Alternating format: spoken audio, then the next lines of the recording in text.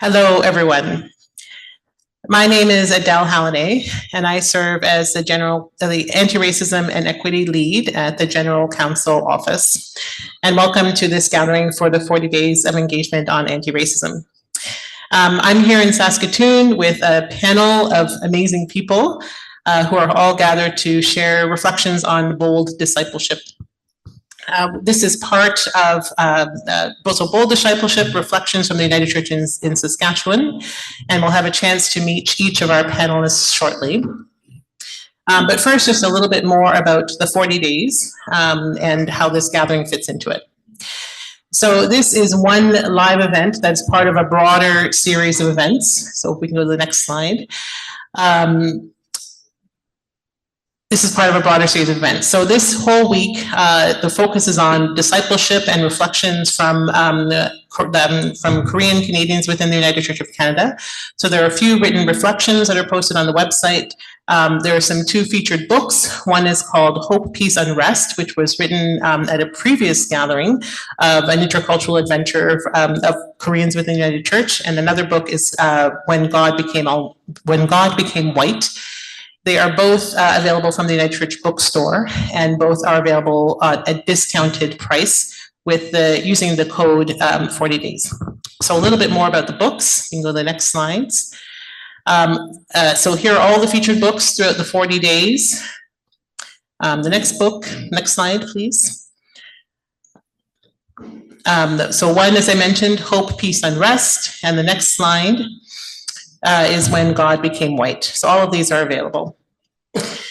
Next slide, please. Also for the 40 days, there's a weekly newsletter that's available. Anyone can sign up for the newsletter and receive updates about what's coming on, what the written reflections are, what live events are coming up, and all of the exciting things that will be happening. So that's available on the 40 Days website. And the next slide, please. So that brings us right back here to our panel, this live event. There are live events happening every Tuesday at 7:00 p.m. Eastern Time. This particular event is one part of the Korean network that has been gathering over the past few days, as well as an intercultural adventure. So we're thrilled that this gathering on bold discipleship is able to happen as part of this gathering time. So to introduce our panel will be Don Schweitzer. So over to you, Don. Thank you. It's a great privilege and pleasure to be with you tonight and for an intercultural adventure to be part of 40 days.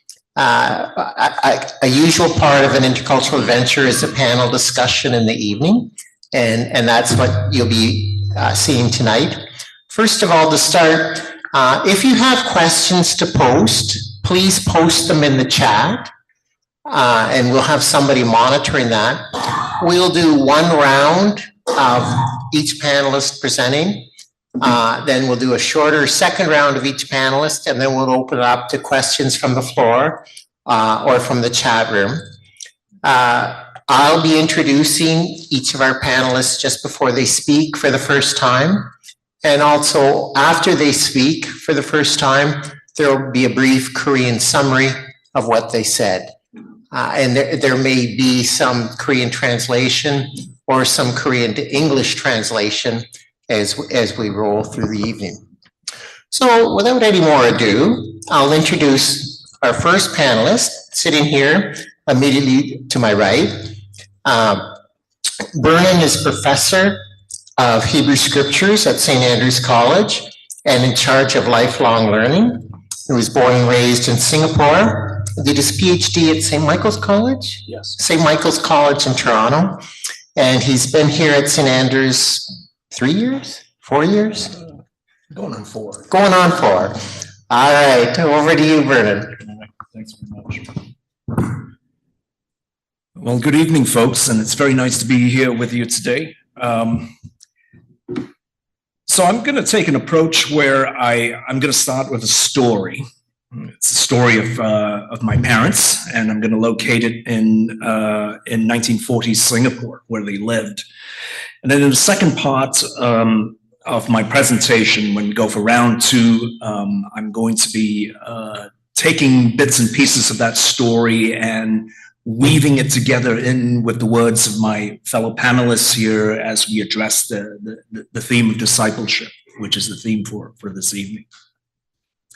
Well, on with the story. So my parents were born in 1932 and 1933 in what was then British Singapore. Singapore was southern tip of the Malayan Peninsula. It was part of the British Empire. It was a colony.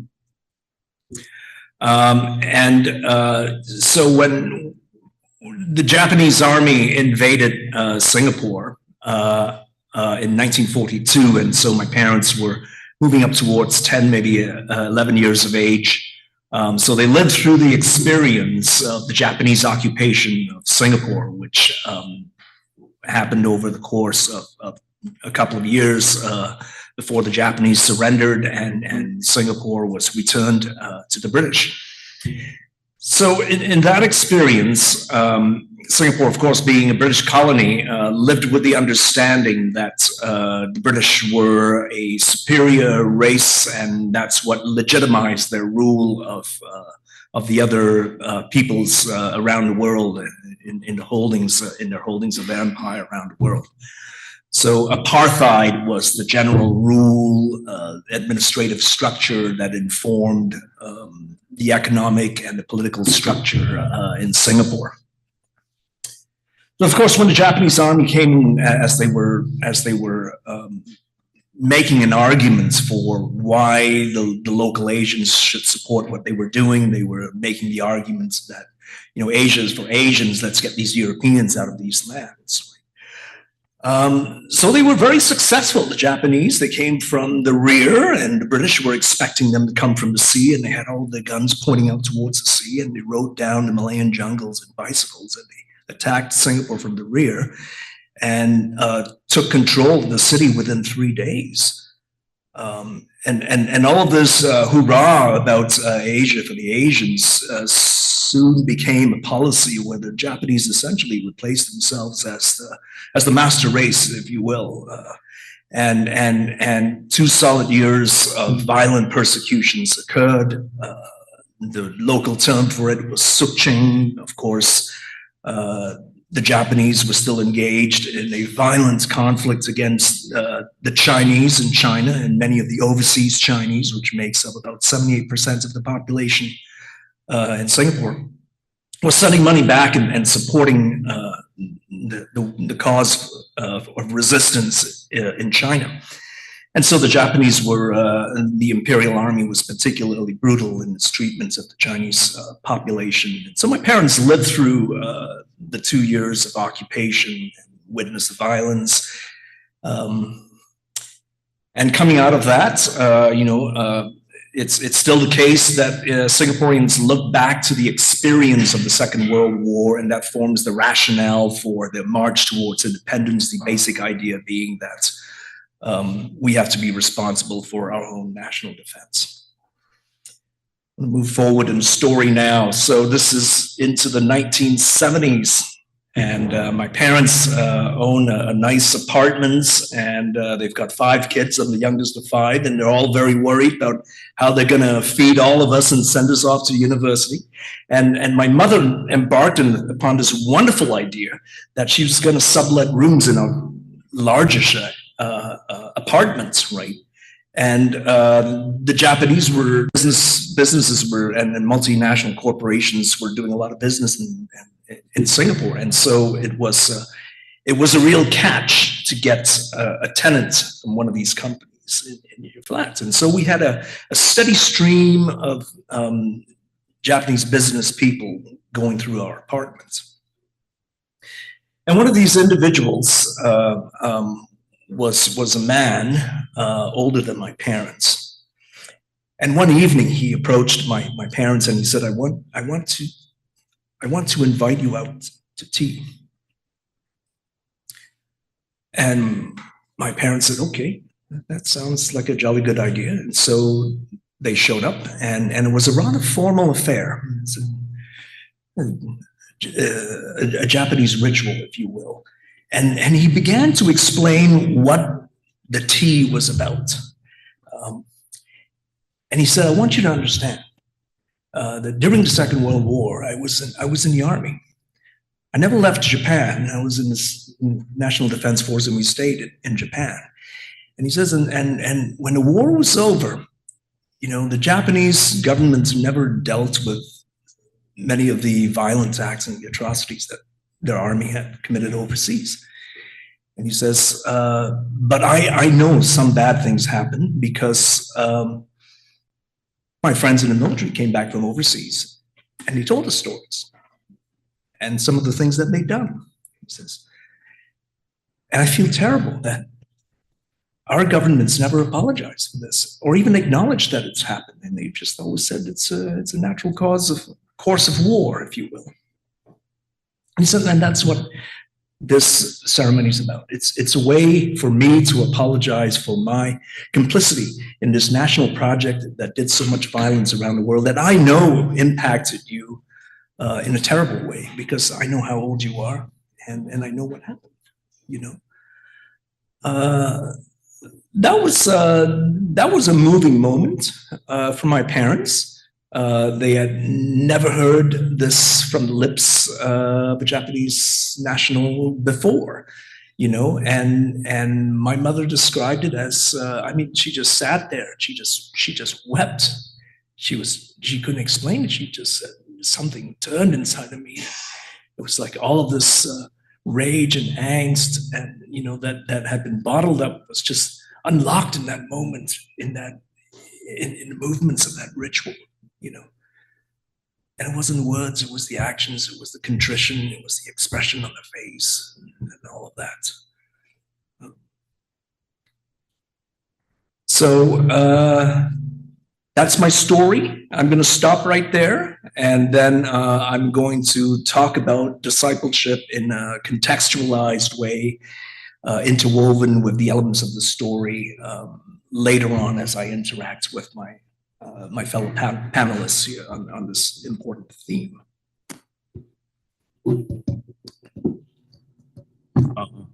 I'm going to provide a short summarized Korean translation. 저도 지금 이야기는 처음 듣는 거고요. 미리 썸머리를 보내주셨어요. 그래서 그걸 제가 번역을 해왔는데 얘기를 들으면서 조금 더 첨가를 했습니다. 저는 제 어머니와 어머니 가족이 2차 세계대전 중에 일본군에 점령하에 있던 싱가포르에서 겪었던 경험들을 떠올리면서 이야기를 나누고자 합니다. 이 짧은 이야기는 영국의 식민지 통제하에 있었던 싱가포르의 상황에서부터 일본의 침략 1942년 그리고 1963년 싱가포르가 독립하게 된 계기가 되었던 여러 가지 이야기들을 이야기입니다.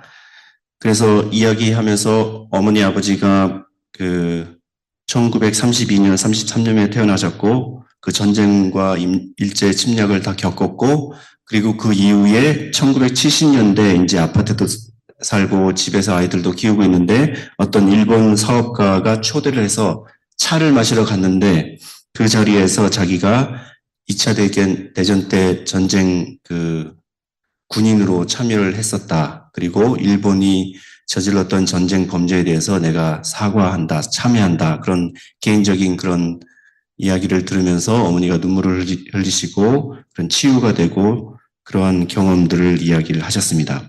그래서 오늘 이 최근 역사를 제 어머니 시각으로 되짚어 보는 것 외에도 제 어머니가 이러한 중대한 사건들을 어떻게 기억하고 회상했는지를 돌아보면서 용서, 화해, 그리고 기독교적 희망에 대한 어머니의 관점이 어떻게 형성되었는지를 설명했습니다. 오늘 제가 나눈 이야기가 여기 계신 다른 패널들과 상호작용을 통해서 우리가 가지고 있는 고난의 기억, 그리고 삶의 이야기, 희망이 어떻게 그리스도인으로서 예수님의 제자로 살아가는 것에 어떤 역할을 하는지에 대한 토론으로 이어지기를 기대합니다. Thank you, Vernon and Sando. Our next panelist is Dr. Lynn Caldwell. Lynn's a native of Saskatchewan, a graduate of St. Andrews.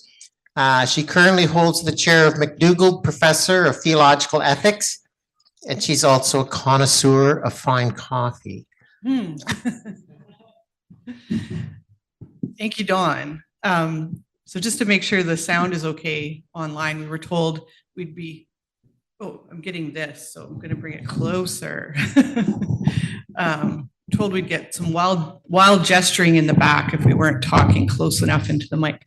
So thanks, Dawn and Vernon, and it's good to be here in this room and with folks who are online. One of the things I've been looking forward to about the conversation tonight is being in the room and reconnecting, particularly with friends and some former students who are here for an intercultural adventure. So that really, that's a big piece of being here tonight, as well as being part of the conversation on the topic that we're engaging with, and being part of the 40 days of engagement around anti-racism in the United Church.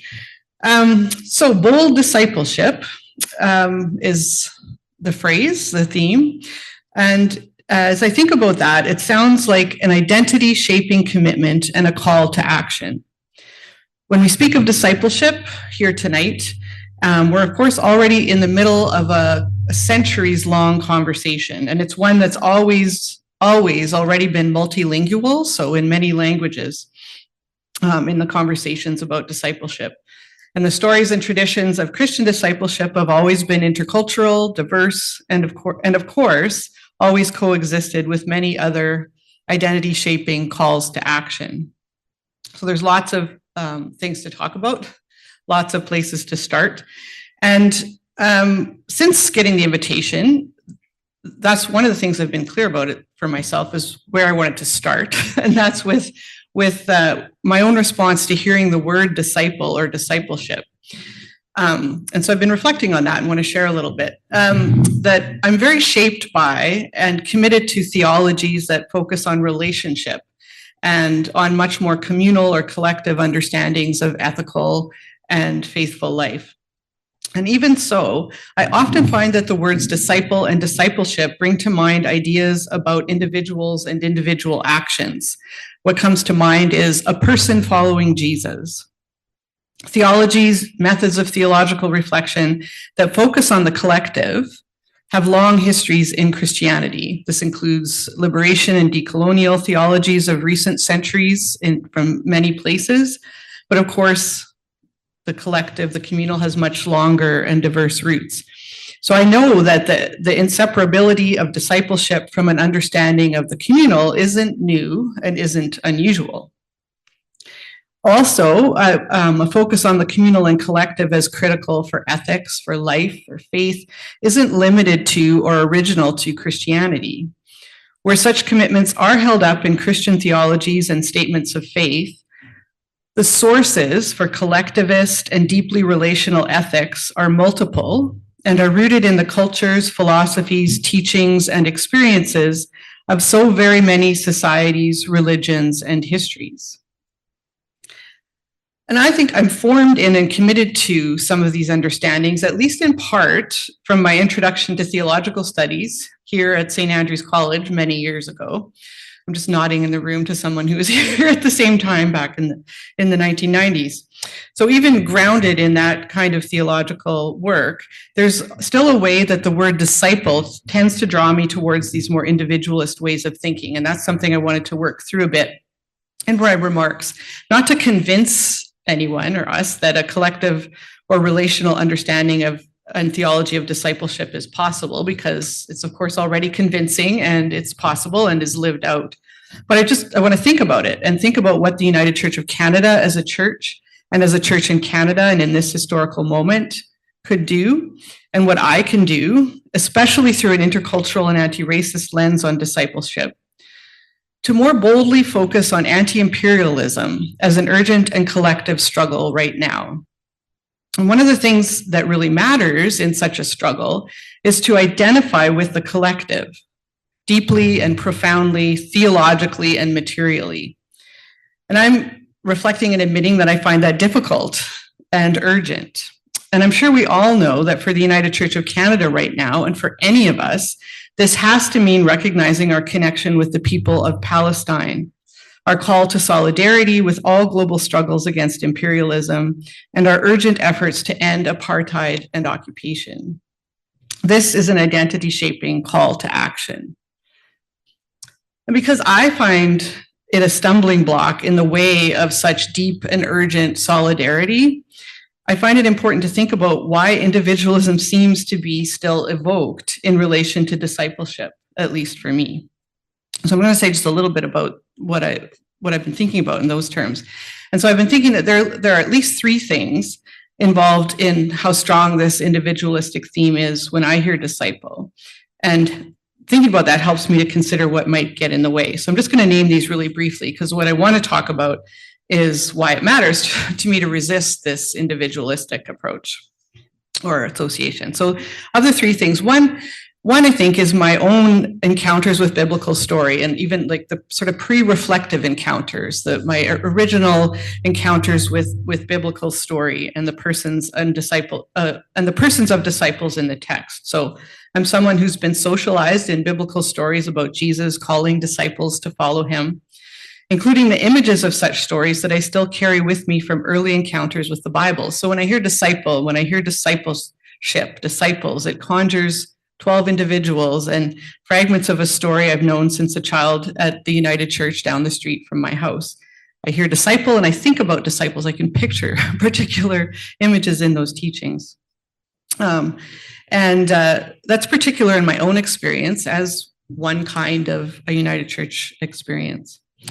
So secondly, as I think about factors in individualism, one is popular culture, and the fact that Christianity in popular culture is part of my, and perhaps in many ways all of our consciousness, and it impacts the way I make sense of things alongside all the ways that, so what I encounter in the circulation of images about Christianity and discipleship and Jesus, it informed me as much as my deliberate reflection and embrace and convictions around a communal theology of incarnation. I just realized that my Christological understandings, my own formation around understandings of discipleship and interpretations of text is influenced by how Jesus appears in movies and social media and how discipleship circles in that way.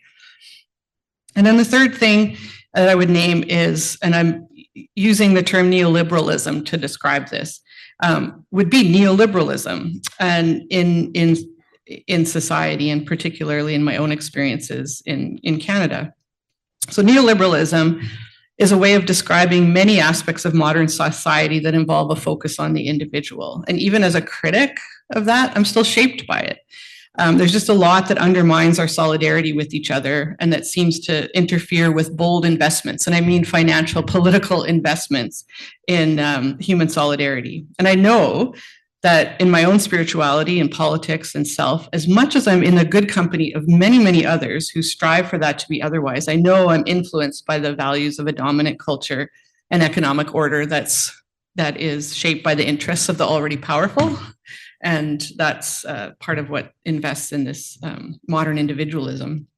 So that's three kinds of things that I find make this individualistic idea of discipleship kind of sticky.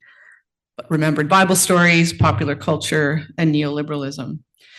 So one opportunity in the United Church's vision of bold discipleship for me, I think, could be to wrestle with getting unstuck from individualism because of how attached it is to a cultural and economic order that causes and has always relied on too much death and horror.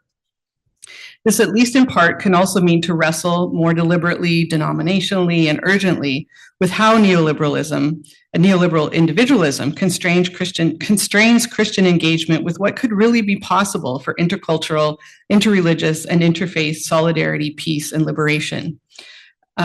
More is possible, as we all know, and more is needed in that effort right now. So I just want to say some things about that in relation to our conversation, and just to situate myself in that a bit more.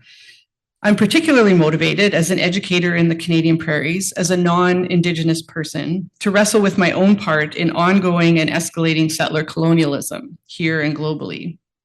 So I want to understand and do what's possible to resist oppressive nationalisms and racisms and anything that defends even tangentially the destruction we're witnessing in Gaza, Lebanon, and the West Bank right now.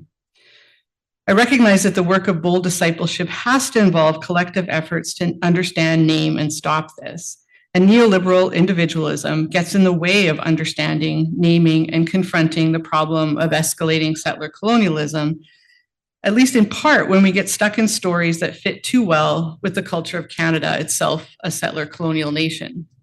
That affects understandings of discipleship too.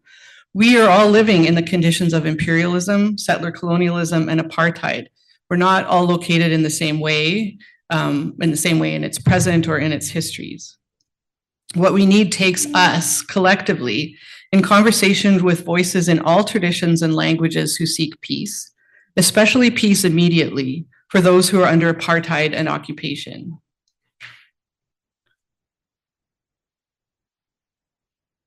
What are the possibilities in bold discipleship as an identity-shaping call to action? What's possible when we consider discipleship as responding and following in non-individualistic ways and in ways that really recognize and reckon with interculturality and anti-imperialism in the Canadian and global societies of which the United Church is a part?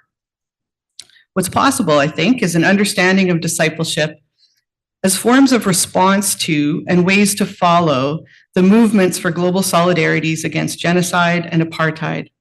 Solidarities among the peoples of the earth, led by the peoples of the earth who right now are organizing against these brutalities and are showing the revolutionary possibilities for peace and justice. It is urgent and possible that we do our reckoning with settler colonialism. And I know that's something that we want to do and we're committed to do. And especially if discipleship really involves learning the way, which is another way of conceiving of what discipleship is.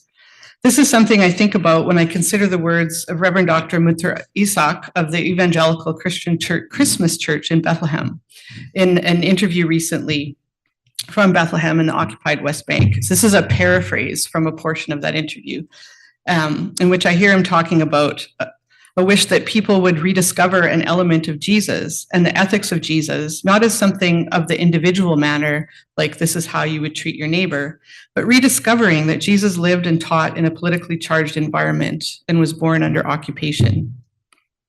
Isaac's words in that interview and on other occasions resonate with many other voices, many so urgently from across religious traditions and geographies, making very, very plain that the identities and actions we need to be shaping out of whatever our traditions and cultures, and however stuck we might be in other stories, are identities and actions that require all of our best efforts, theologies, and courage.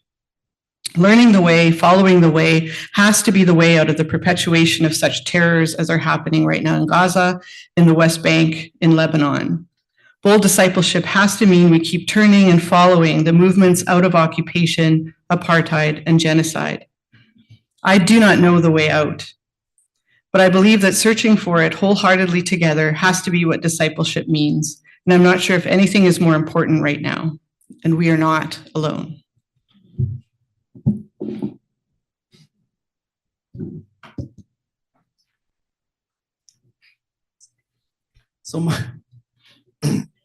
썸머리 미리 보내준 걸 제가 바탕으로 해서 먼저 말씀드리겠습니다. 일단 제자도라고 하는 단어를 들으면 항상 이게 개인의 행동, 개인의 신앙으로 듣게 되고 이해하게 되는데 그 이유가 세 가지를 이야기했습니다. 먼저는 우리가 성서에 대해서 성찰과 분석을 하기 이전부터 어려서부터 계속 듣던 그 예수님의 12제자들 이야기나 그런 성경 이야기들 때문에 먼저 그렇고요. 두 번째는 대중문화 속에서 나오는 예수님의 제자나 예수님의 이야기가 그런 영향을 받을 수 있고 또 세 가지로 마지막 중요한 게 신자유주의, 니오리버럴리즘을 얘기합니다. 그래서 그 당사자도 학자로서 신자유주의를 반대하는 입장에서도 여전히 이러한 사고방식에 일정한 영향을 받는다고 합니다. 그 신자유주의적이라는 것이 현대 많은 것을 개인주의적인 차원에서 초점을 맞춰서 설명하는 방식이라고 합니다. 그래서 특별히 요즘에 이야기되는 인터컬처럴 미니스트리나 또는 엔티레이시즘이나 또는 평화와 해방 그리고 팔레스타인에서 벌어지고 있는 그런 전쟁과 파괴, 억압 이런 것들에 집단적으로 같이 직면하고 맞서서 노력해야 되는데 왜 그것이 안 될까 하는 그것이 신자유주의적인 개인주의가 우리로 하여금 그렇게 집단적으로 함께 공동의 노력을 하는 것을 방해한다고 이야기를 합니다. 그래서 연합교회가 하나의 공동체로서 특히 또 그 연합교회도 우리가 살고 있는 캐나다 자체도 정착민 식민주의 국가로 발전해온 역사 속에 우리가 또 갇혀 있다는 것도 이야기를 했습니다. 그래서 결론적으로 우리가 개인주의적인 방식이 아닌 공동체적인 관점에서 예수님의 부르심에 응답하고 예수님의 길을 따라가는 그러한 노력 가운데 Discipleship, 제자도라는 노력으로 캐나다와 또 지구촌에서 벌어지고 있는 신자유주의, 식민주의, 인종차별에 대해서 어떻게 일어나고 있는지를 연구하는데 좀 더 노력을 기울여야 한다라고 말씀했습니다. Thank you, Lynn and Sando. Our third panelist is Dr. Becca Whitla. Becca is Lydia Grushi Professor of Practical Ministry. She teaches worship, preaching, practical theology here at St. Andrews. Thank you. I love the theme of this gathering, bold discipleship. And I love that it was connected this afternoon, or at least it was supposed to be, to building God's beloved community. I also feel a bit self-conscious after Lynn's presentation, because I'm going to talk about, going to begin by talking about discipleship personally, so on the level of the individual. But I want to reclaim that as not individualistic, but deeply personal and deeply born out of relationship, and knit it back together with what I think is the crucial collectivist impulse that we all need to take hold of in bold discipleship. So I'm going to begin really personally by speaking about discipleship and expressing my gratitude to some of the mentors in my life. Many of them were my teachers, like my childhood piano teacher. I was trained by the best. Her name, Claire Heffler. She taught me how to pour out my heart, pour out my spirit, and Mion knows about this, and some others of you who are musical, into music making, so that it could be beautiful, connecting me and others to the transcendent through music. I want to celebrate that. I also pay tribute to Michael Creel, who introduced me to liberation theology in a course I took at York University decades ago. I honor him as an Anglican priest, as a professor, and as a staunch advocate for refugees, for which he was awarded the Order of Canada earlier this year. And he died just a few weeks ago. And this is his stole. So I'm going to actually put it on.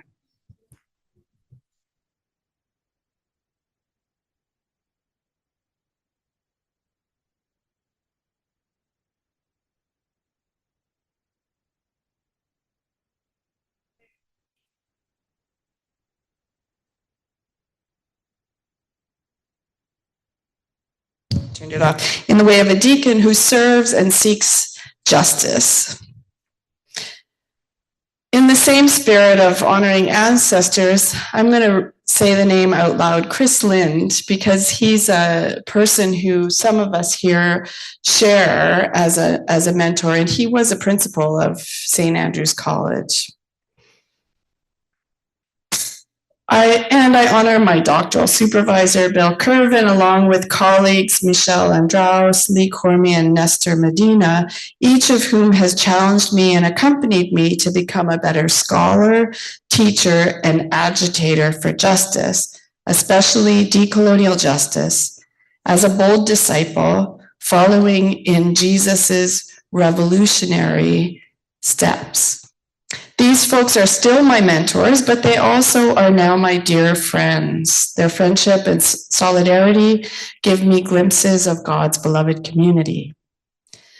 My circle of bold discipleship extends into this room as well and includes my colleagues on this panel and many of you in this room, former students and colleagues and friends.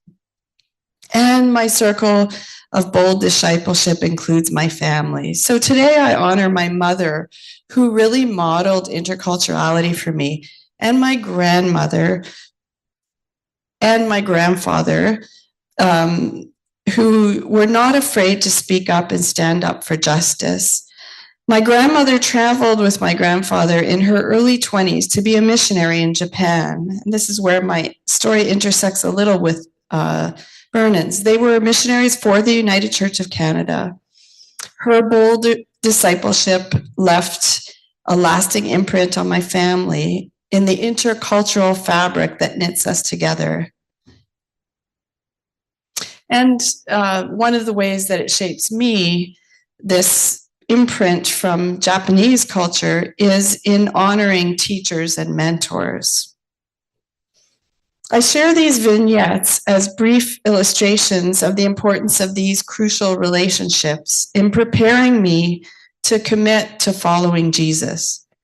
Mentoring relationships, relationships built on discipleship, are the strands in the web of God's beloved community to which Jesus is calling us. And so I'm going to actually light a candle. I know you've already had it lit, but I teach worship, so I can't resist. There's a candle on the table, but I'm going to light it in memory of all of our ancestors who have helped us to be bold disciples. Ancestors and mentors. And Lynn's going to help me because I can't do it and hold the mic at the same time. Thanks.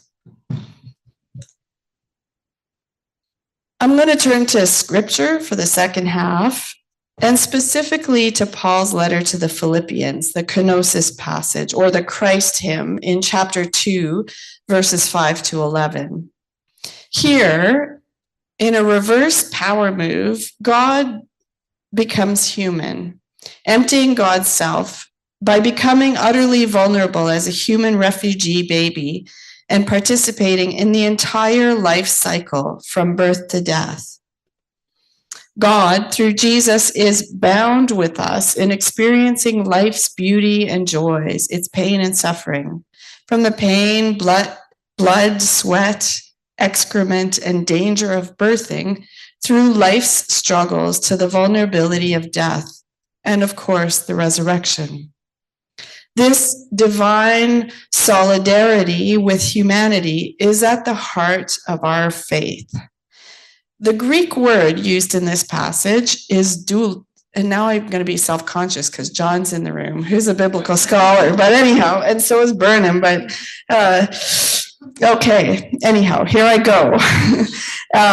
The Greek word is doulos, and it's usually translated as servant or slave. It's related to the Greek verb deo, to bind someone. But the word also means disciple, and it's used throughout the New Testament as disciple. And it's also used by Mary in Luke to describe herself in the feminine, doula, in relation to the divine. And today, doula is often used to describe a birth coach or companion. This kind of discipleship, doulos, douloi, doula, of God becoming human as doulos, or even doula, let's stretch our imagination, can help us reimagine discipleship in a bold key. As disciples of Jesus, we too can ourselves be bonded servants in relation to Mother Earth, other human beings, and all of creation. How would we then respond to the cries of the earth, the cries of our brothers and sisters in Palestine and Lebanon, along with the cries uttered by her indigenous and racialized children and the countless species facing extinction? This passage offers a way to understand how white settler Canadian Christians like me could adopt a stance of self-giving or self-emptying as a way of opening out to another. By this, I mean self-limiting or relinquishing one's privilege and power as a form of discipleship. So for me, it's an act of making space for something new, listening to, in relationship with, and guided by Indigenous and racialized people. This is a decolonial move, but it's also an intercultural move. And it's also done right, an anti-racist move. And so that means I'm not doing this right now, but I basically need to shut up and listen to all of you. I also think that this passage offers possibility for all Christians, settler, Indigenous, and immigrant. My friend and colleague Nestor Medina calls this pneumatological cultural kenosis. For him, it is more than an emptying gesture of relinquishing power. It requires, and here I quote him, moving toward enrichment, the taking on of or opening out to the cultures of others. Driven by the Holy Spirit, pneumatologically driven, this taking on entails, as he puts it, the daring act of recognizing the activity of the divine in the complex interchange of cultural traditions as all infused by the Holy Spirit. My way of understanding this call is as a kind of bold discipleship in an intercultural key. Empowered by the Holy Spirit, we open up to each other as people in relationship with the shared task of building God's beloved community. 예, 앞에서 린이 그 개인주의적인 신자유주의를 얘기했는데 그 자기가 이야기하는 개인적인 경험은 이게 개인주의적인 관점이 아니라 개인적인 이야기가 모아져서 집단적인 그런 그 관점으로 이렇게 봐달라고 하면서 개인적인 이야기를 시작합니다. 제 삶의 멘토들에 대한 감사를 표현하면서 이 주제인 제자도에 대한 제 발언을 시작하고 싶습니다. 어린 시절 그 피아노를 가르쳐 주신 분, 또 해방신학을 저희 그 소개해 준 대학 교수님 마이클 크릴, 그 최근에 돌아가셨는데 돌아가시기 직전에 오더 오브 캐나다 그 상도 수상하시고 좀 전에 그 분을 존경 기리면서 스토를 하고 발표를 했습니다. 그리고 박사과정 지도해 주신 빈 컬번, 같이 공부했던 동료들, 또 여기 계신 패널 분들, 여러분들 모두가 다 그 자신이 더 나은 학자, 교사, 그리고 정의를 위한 활동가가 되도록 격려하고 함께 해주셨습니다.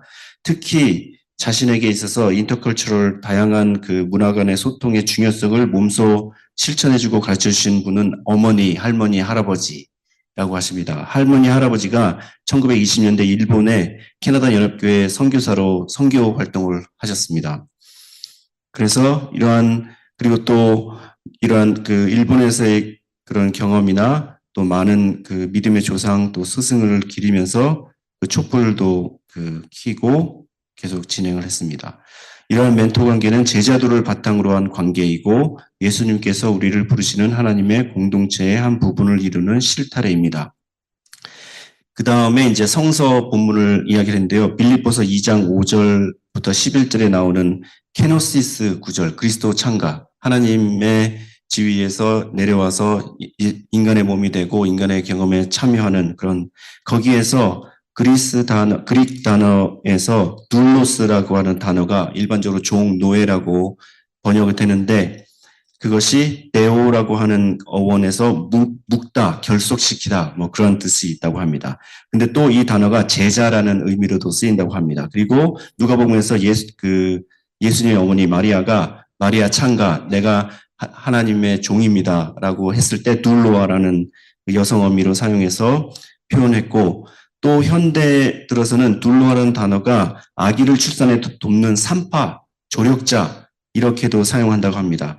그래서 그 디사이플십과 둘로스라는 개념을 지구, 또 인류, 모든 창조물과의 관계에서 특히 팔레스틴이나 또 멸종 위기에 있는 생물 이리까지 모든 창조물을 그 관계 안에서 새로운 제자도를 개념을 상상하도록 돕는다. 뭐 그렇게 얘기했습니다.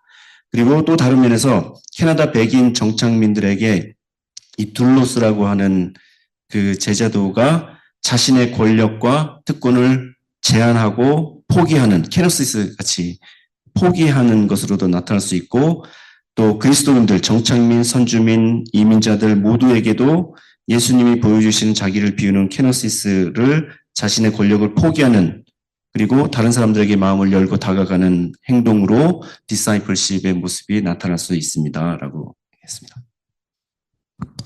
Thank you, Becca and Sando. Our fourth panelist is Reverend Sando Hun. Sando is a graduate of St. Andrews, and he's in paid accountable ministry at the United Church in Meadow Lake. And Sando was one of the first Korean students to come to St. Andrews, and he helped lead the way for many others whose presence greatly enriched the life of the college.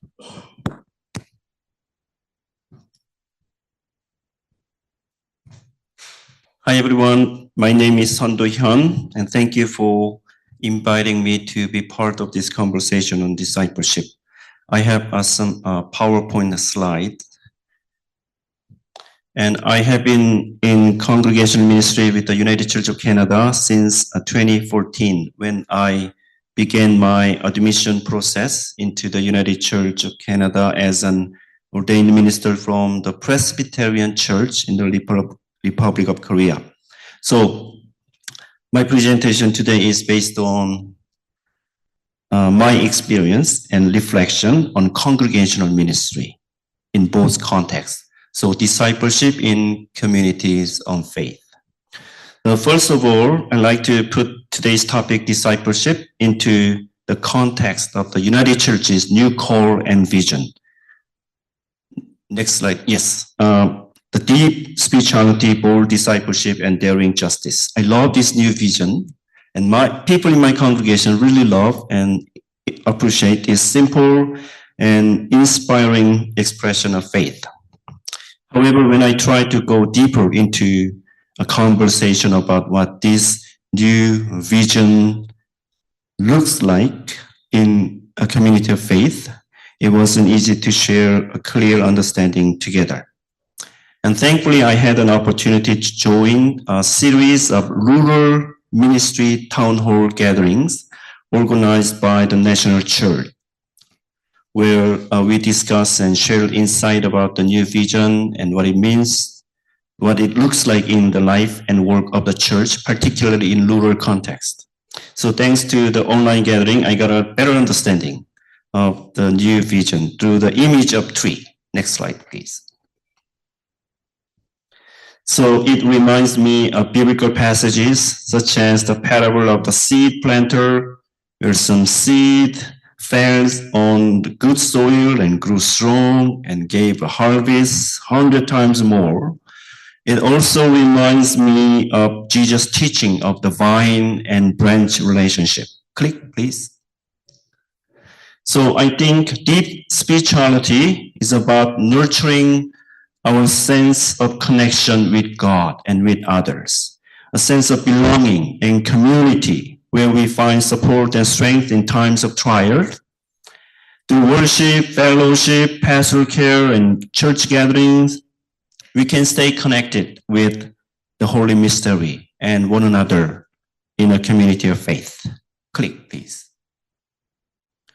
While deep spirituality primarily takes place on personal level and within the community of faith, daring justice is more outward looking. It focuses on making the church more visible in wider community by making positive impact and contributions. And this also involves in engaging social justice movement and outreach ministries. And click, please.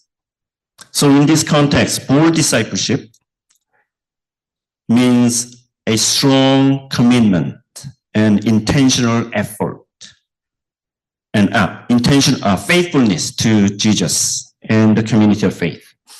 It involves putting intentional effort and energy into the work of the Christian ministry and actively participating by offering different talents and gifts we've been given. You know the parable of the talent in the Bible, where the servants are given different talents and yet called to utilize them in ministry. So discipleship also involves growing in faith, hope, and love, and building up and strengthening community. It also opens us to learning and embracing new ways of doing ministry with curiosity and adaptability. Also, having a self-identity as followers of Jesus is also a significant aspect of discipleship. And I often tell my congregation, don't be shy to tell you are a Christian, a follower of Jesus. Don't be shy to speak about your church and its ministries in wider community. I also believe that a bold discipleship means we never be shy to share our Christian faith witness with others, like evangelism we talked about earlier this morning, and help them find their way to Jesus Christ and to a community of faith. So that is my understanding of discipleship in the context of congregation ministry. However, in reality, and from my experience, not every church, not every denomination thrives in all three aspects.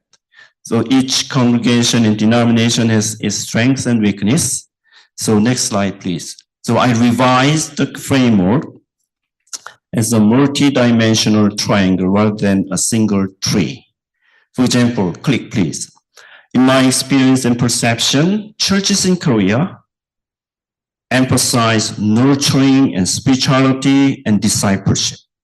From early morning prayer gathering to Sunday morning and Wednesday evening worship service, from small group gatherings during the weekdays to Sunday school, youth activities, and adult Bible gatherings, they put a lot of energy into faith formation and discipleship training. However, they place less focus on the church's role in social ministry and social justice movement. Click, please. On the other hand, United Church of Canada has a strong commitment to social ministries and solidarity work with the oppressed people in wider society. This includes social justice, economic and environmental justice, truth and reconciliation, affirming ministry, anti-racism, intercultural ministry, and more. However, nowadays, United Church, with its new leadership and new vision, speaks a lot about growth and evangelism in a new way that is different from the traditional concept. So this shift is perhaps because we acknowledge our weakness in nurturing spirituality and discipleship, particularly in understanding and practicing Christian discipleship. Next slide, please.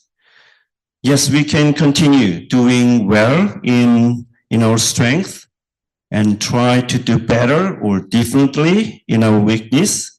So everything we do in our ministry contributes to growth and increase in all aspects, balancing out the triangle. Let me stop here and I will talk more about that later. Thank you for listening.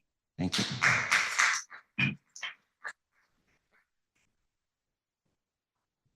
제 발표 제목은 신앙공동체의 제자도입니다. 제가 한국교회와 캐나다 연합교회에서 사역한 경험을 바탕으로 제자도에 대한 생각을 나누고 싶습니다. 제 주제는 캐나다 연합교회의 새로운 비전인 깊은 영성, 굳건한 제자도, 담대한 정의를 중심으로 구성했습니다. 저도 그렇고 저희 교인들도 이 새 비전을 매우 사랑하고 영감을 받지만 실제로 교회 내에서 이것이 어떤 모습으로 나타나는지를 함께 이해하는지는 어려웠습니다. 최근에 총회가 주관했던 농촌 목회 타운홀 모임에 참여하면서 이 새로운 비전에 대해서 깊게 이야기가 되었습니다. 특히 나무의 이미지를 통해서 세 가지 비전에 대해서 이제 생각해 봤습니다. 저에게 깊은 영성이란 하나님과의 개인적인 관계, 그리고 공동체의 다른 일과의 친밀한 관계를 만들어가는 것을 의미합니다. 그리고 반면에 담대한 정의는 외부로 향하는 사명을 강조하고 교회가 사회 정의를 위한 운동과 봉사 사역에 참여함으로써 더 넓은 공동체에 긍정적인 영향을 미치는 것을 목표로 합니다. 그리고 굳건한 제자도는 예수님과 신앙 공동체에 대한 사랑과 헌신을 의미한다고 생각합니다. 우리가 받은 은사를 활용하고 적극 교회사에게 참여하고 또 공동체를 강화하는 노력을 기울이는 것입니다. 복음서에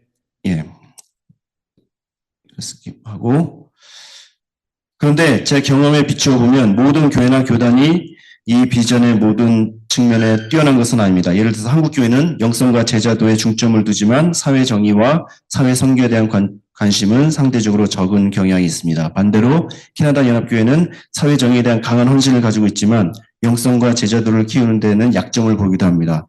그래서 저는 이 비전을 하나 나무가 아니라 그 삼각형으로 다시 재구성해서 우리가 하는 모든 것이 이 세 영역 간의 균형을 찾고 교회의 사역이 여기에 나온 모든 측면에서 성장할 수 있도록 노력해야 한다고 생각합니다. 감사합니다.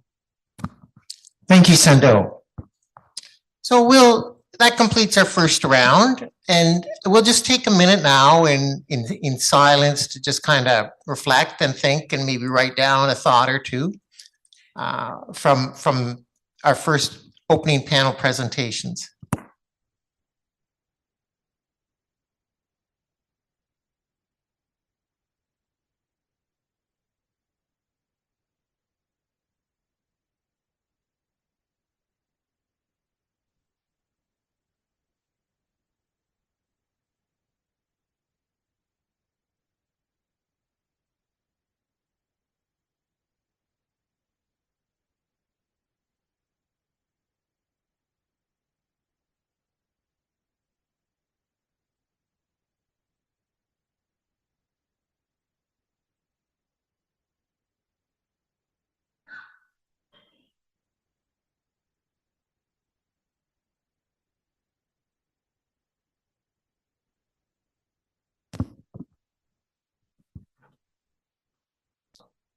Okay, we'll now start our second round, which will be 5 minutes from each panelist. And then we'll open the floor online and in person here to questions, comments, further discussion. So, Dr. Vernon. So our theme is discipleship this evening. Okay, we're good. Yeah, so we're talking about discipleship this evening, and we've gone in two different directions here. We've been talking about the connections between individuals and the connections between individuals in forming communities, and we've spoken of discipleship in those terms.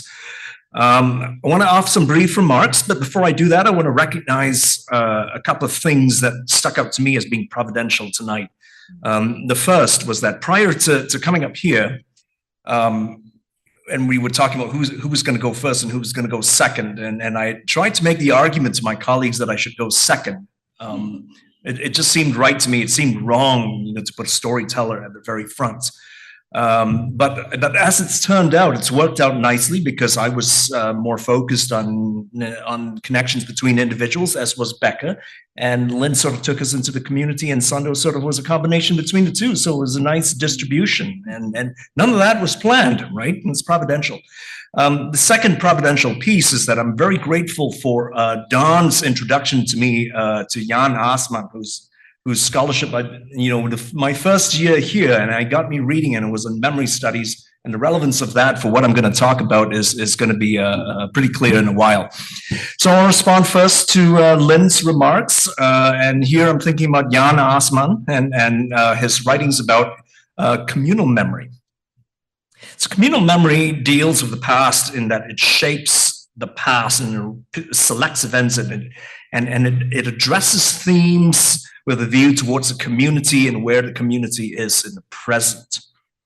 So it's focused on national narratives, and Lynn addressed that issue because she was commenting on some of the problems with the neoliberal focus on individualism, and what was really important there was that and I think go back to the story here, right? If Oyama-san, the guest who stayed in our home was going to run with the national narrative that was given to him as he was raised in Japan and went through experiencing the war from being at home, none of his actions would have taken place. But because he was willing to listen and to say, wait a minute here, there's some things that are not quite right about the story that's been handed to me. But he didn't shirk his responsibility.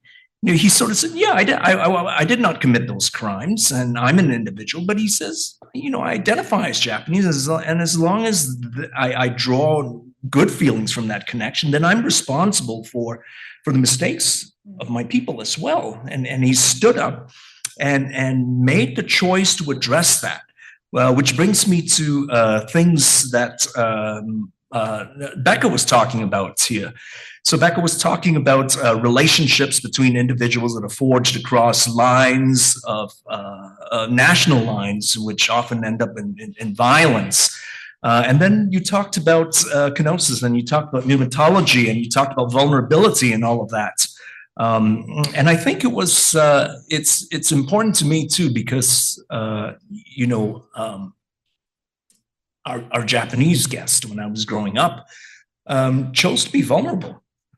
And he didn't have to. I mean, there was nothing about his past and his complicity that was known to us, but he chose to make that known. He chose to make that known. And that's been something I've been thinking about for a while now. I've been sharing with you in a different setting.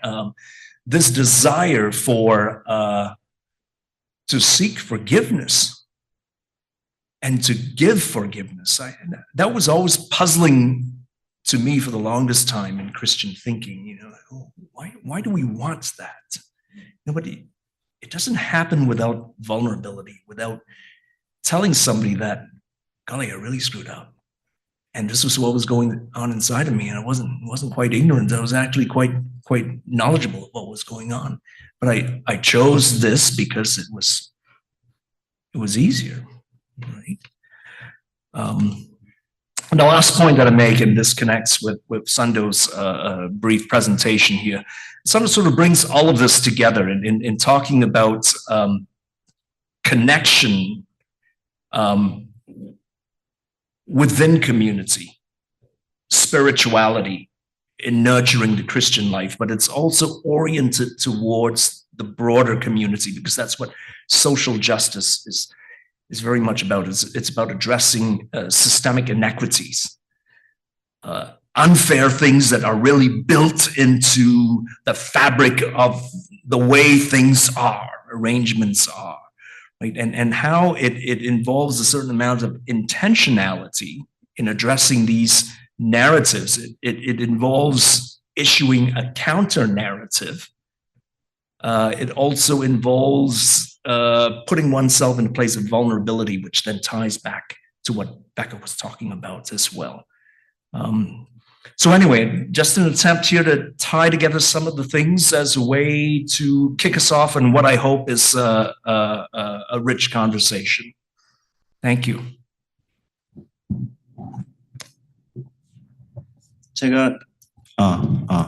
제가 처음에 들어오기 전에 순서를 정할 때 자기가 꼭 두 번째를 해야 되겠다고 생각했는데, 자기가 첫 번째를 하고 이렇게 결과적으로는 이렇게 이 순서대로 된 게, 자기가 개인적으로 이야기하고 또 집단과 또 교회 이야기까지 해서 잘 된 것 같다라고 말씀하셨고요.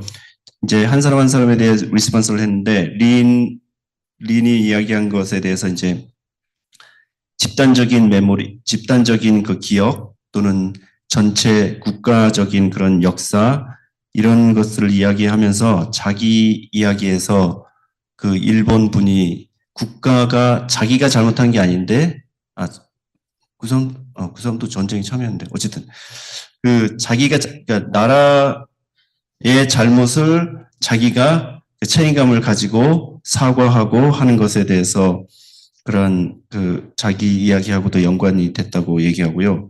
또 백화 이야기를 또 연결하면서 개인적인 멘토와 관계들, 그리고 이 vulnerability, 이거를 한글로 참 번역하기 어려운데, 그 연약한 존재, 또는 불안정한 존재, 또는 취약한 존재, 이런 vulnerability라는 그런 개념으로 자기를 이제 용서를 구하고 잘못을 책임감을 갖고 용서를 구하는 그런 자세로 했던 그런 이야기들을 했습니다. 그리고 이제 선도가 한 거는 이 모든 것을 다 종합해서 그 개인의 스피리추얼리티도 얘기하고, 또 공동체에 대한 그런 미션이나 또는 의도적인 intentional 그러니까 의식적인 노력으로서의 그 제자도나 공동체에 대한 이야기에 대해서 했다고 제가 이해한 대로 말씀드렸습니다. 죄송합니다.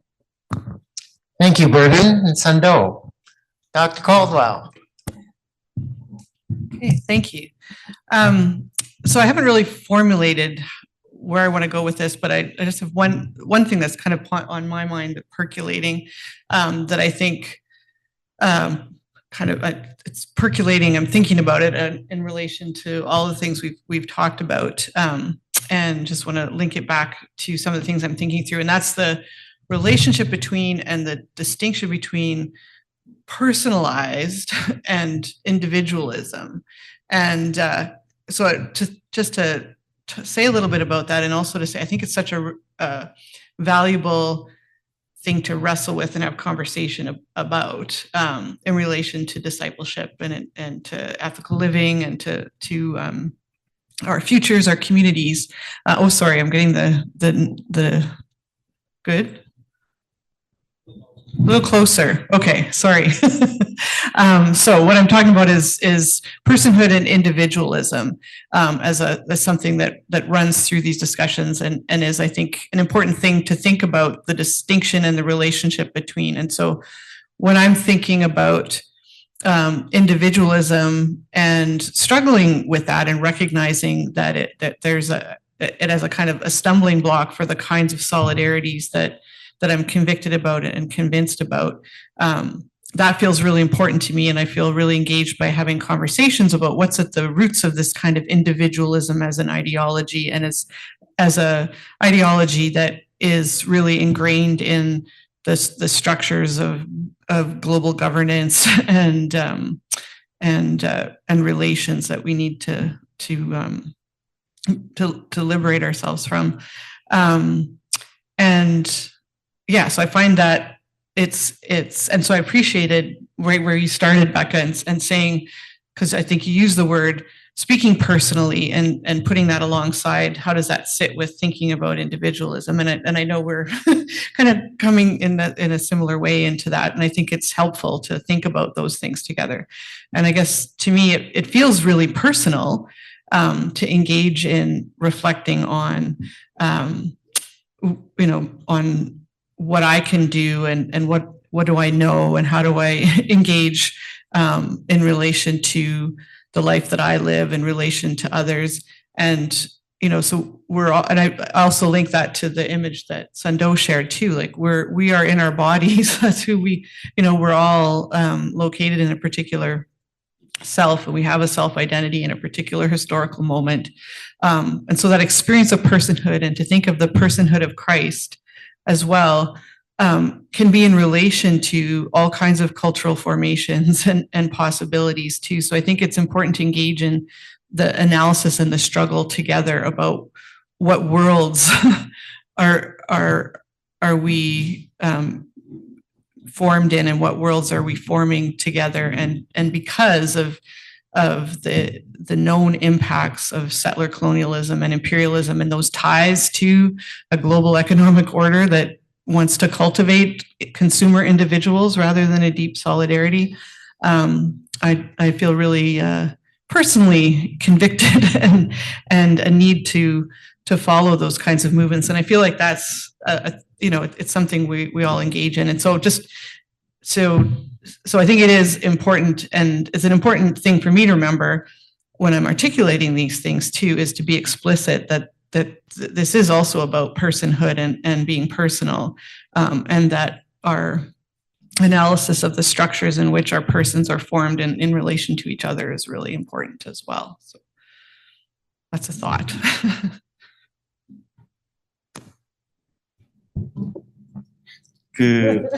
린이 이제 신자유주의가 가지고 오는 개인주의적인 것에 대한 그 비판적인 입장을 얘기했잖아요. 그러면서 또 한편 그 아까 처음에 이제 백화는 또 한편 이야기를 자기의 개인적인 이야기로 시작을 하는데 그 두 가지의 구별, 그러니까 신자유주의에서 말하는 개인주의적인 관점하고 그것이 아니라 의미 있고 개인적인 경험들이 개인적인 경험들을 valuable 개인적인 의미 있는 개인의 경험들이 논의에 도움이 되는 거하고는 구별되는 것을 이야기를 했습니다. 그러니까 그런 이야기를 했고 또 인디비주얼리즘 개인주의가 어떻게 우리가 겪고 있는 세틀러 콜로니얼리즘이나 또는 신자유주의 소비자로서의 그런 개별적인 그것이 아니라 함께 연합하고 솔리데리티 해서 하는 그런 개인적인 책임감에 대한 강조점을 이야기를 했습니다. 죄송합니다. Thank you, Lynn and Sando. Dr. Becca. Okay. I think we should pause and have a round of applause for Sando.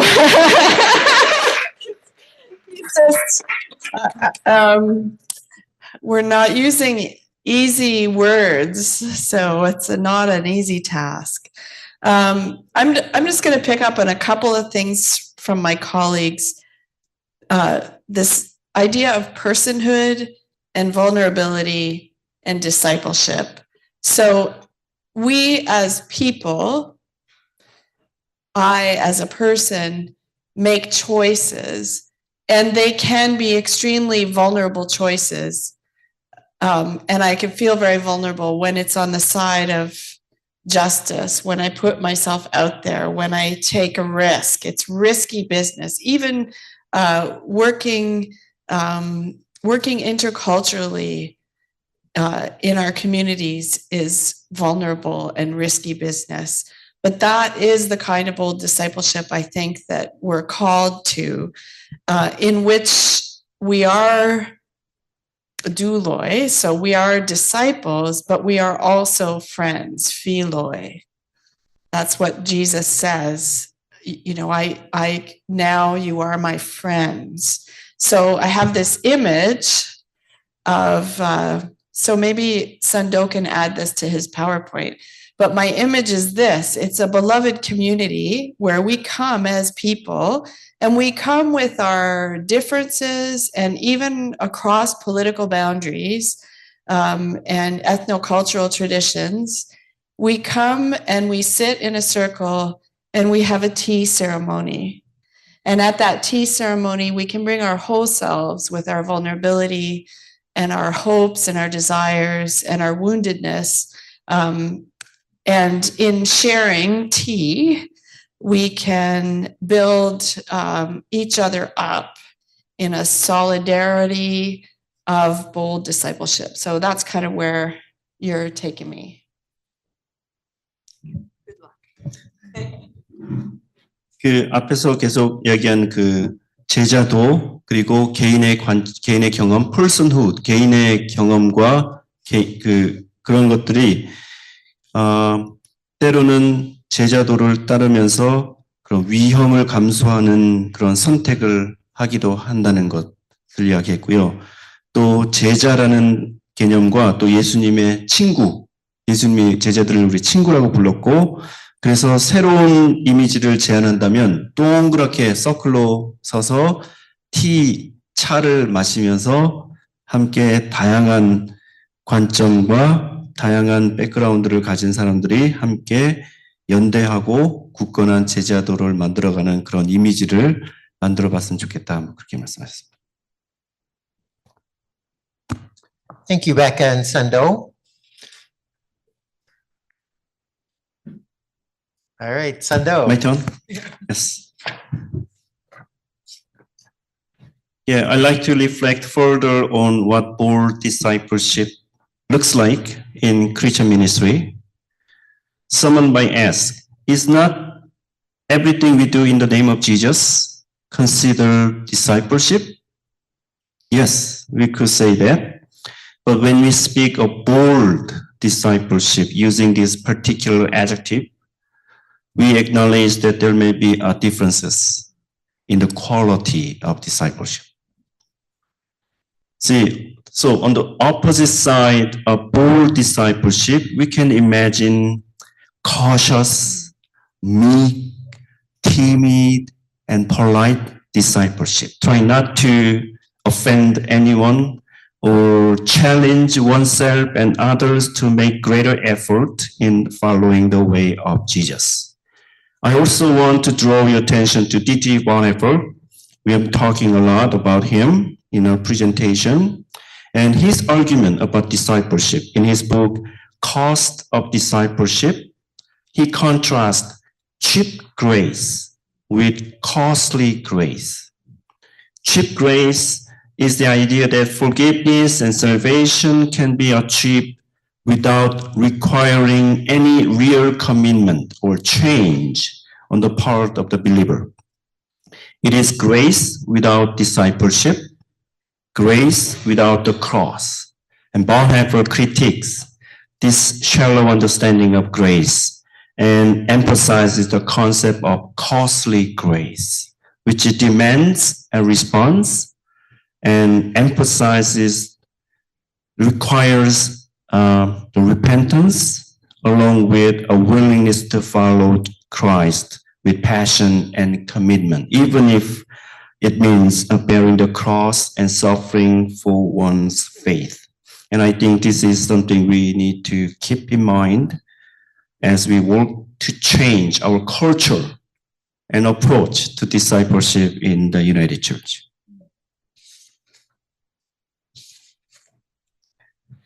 우리가 흔히 기독교 사역에서 제자도라고 할 때 예수님의 이름으로 하는 모든 행동이 다 제자도라고 말할 수도 있습니다. 그런데 우리가 특히 굳건한 제자도, 또 담대한 제자도라고 할 때는 제자도의 그 실천의 질적인 차이를 강조하는 것이라고 생각합니다. 그래서 담대한 제자도는 소극적이고 신중하고 조심스럽고 그러한 제자도와는 달라야 한다고 생각합니다. 소극적인 제자도는 스스로 또는 다른 사람에게 더 열심을 내도록 도전하지 않습니다. 또 자신의 신앙과 실천 때문에 경험할 수 있는 위험이나 손해를 감수하고 싶지 않습니다. 반면에 담대한 제자도는 진리를 말하고 또 신앙 속에서 도전과 어려움을 직면하는 것을 요구합니다. 그 디트리 버네퍼가 말한 값싼 은혜, 그 비싼 은혜, 값비싼 은혜, 이런 그것을 이야기합니다. 그래서 우리가 섬기는 교회와 교단이 제자도를 다시 생각할 때 이런 변화를 추구하는 담대한 접근을 목표로 해야 하지 않을까 생각합니다. 이상입니다. Thank you, Sando. So we'll now take another minute just to kind of collect our thoughts and think a bit, and then we'll move into the question period.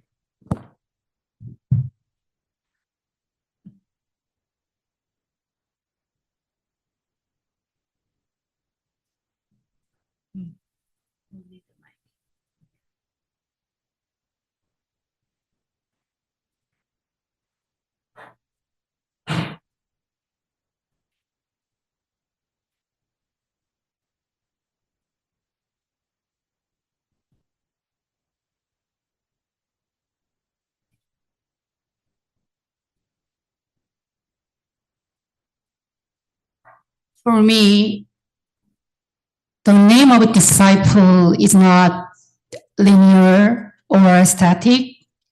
And what kinds of experiences make them as disciples? When Jesus met those people, just common people, and we know their behaviors and what they have done with Jesus. And for me, they become and became disciples through interacting and having relationship and living with Jesus and with people in that community of Galilee. And what really could make them as a disciple and even discipleship, which could transform this world? That is my question to you. Do we have a panelist who wants to respond? All right. Thank you so much for that excellent question. Just one thought, thinking about this idea of discipleship, maybe not as a noun, but as a verb, and how we disciple with each other. And I think that inherent in the word, I think that what Lynn was talking about is a kind of perversion of the idea of disciple that individualizes it and puts somebody on a pedestal and says, we're going to be a disciple, as opposed to a relationship. So I think it gets to the question of how, when we choose to be a disciple and a follower of Jesus, we're choosing a relationship. We're not choosing, yes, a person, but it's about entering into a relationship that's mutually accountable. And I think that's what's the problem with the way that the word has been twisted. So for me, I agree with you. It's not static. It's an ongoing process, a circular process where we're constantly growing. And I just, in Sung Sung's sermon yesterday, I really appreciated how he talked about how the disciples were ordinary people, right? They were ordinary people who chose to be in relationship. That was their bold choice, was to be in relationship with a revolutionary leader and to follow and teach and learn and to continue to do that. It's a continuing mutual relationship. Thank you. Short summary in Korean. 김성남 목사님이 이제 제자도가 직선도 아니고 정해져 있는 것도 아닌데 그 생각하기로는 그 예수님의 제자들이 행동을 통해서 제자도를 따랐는데 어떻게 생각하냐고 말씀하셨을 때 백하는 그 동의하면서 제자도가 그 명사가 아니라 동사로 만약에 더 다시 한다면 개인주의적인 우리가 제자가 될 때 우리가 예수님과의 관계 안으로, 그러니까 관계 서로가 책임을 지는 그런 관계로 들어가는 것을로 이야기했고, 또 어제 여는 예배에서 박성수 목사님이 얘기한 그런 예수님의 제자들이 특별한 사람이 아니라 그냥 일반적인 사람인데 그 사람들이 예수님과의 관계에 들어가기로 선택한 것을 강조하셨습니다.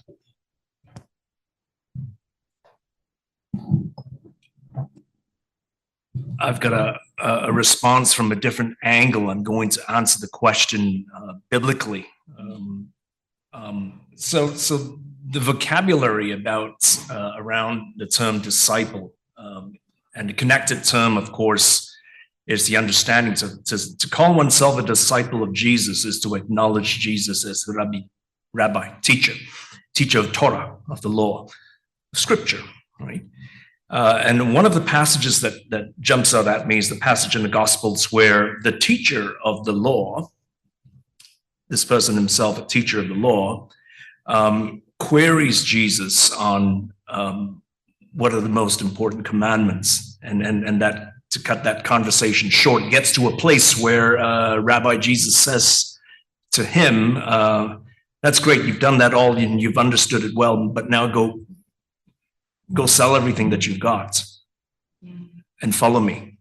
So the element of intentionality is built in there.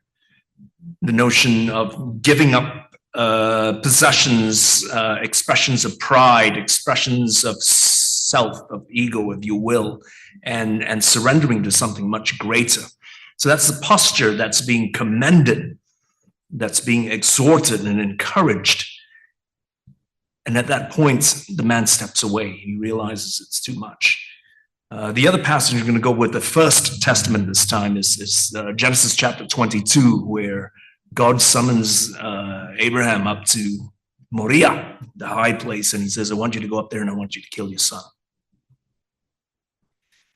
Hebrew conception of things, your son, your firstborn, your male child is the only thing that's left of you once you're gone. So that is your heritage. That is the part of you that continues. So to offer the child is to say, I surrender my future to you. I give it up. Similar concept there. And that is the requirements there. And I want to bring the two passages together and essentially say that it has to do with intention, making choices. It has to do with surrender and repentance, turning around in the sense of turning away from self-interest, if you will, control of one's destiny. And we're back to vulnerability.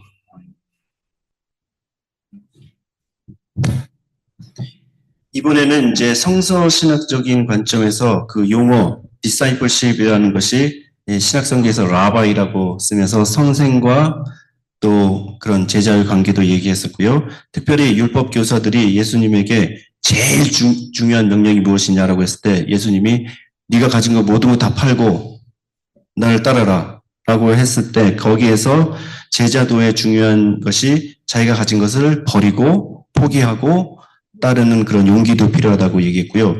또 제네시스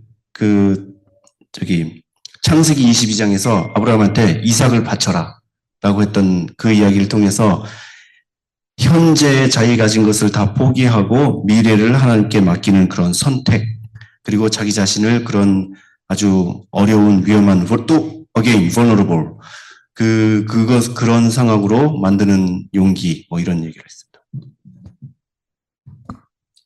Thank you.